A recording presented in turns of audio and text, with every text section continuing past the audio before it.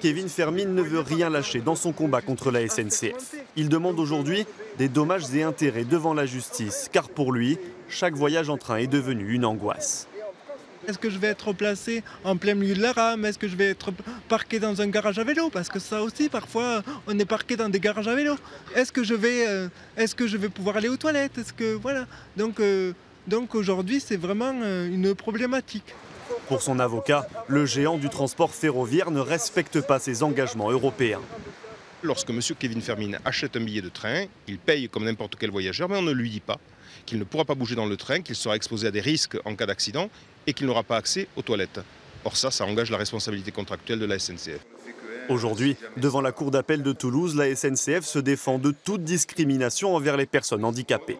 La SNCF remplit parfaitement ses obligations envers la loi et le règlement européen. Si M. Fermine veut contester la loi, il doit le faire devant le Conseil constitutionnel. L'entreprise publique avait jusqu'en 2015 pour se mettre aux normes, mais elle a obtenu un délai supplémentaire de 9 ans. Coût total de l'investissement, 820 millions d'euros, notamment pour rendre accessibles 160 nouvelles gares, ou encore former tous les agents à la prise en charge des personnes handicapées. La décision de justice sera rendue le 13 juin. Kevin Fermine compte bien se faire entendre, quitte à se pourvoir en cassation, ou même porter l'affaire devant la Cour européenne des droits de l'homme.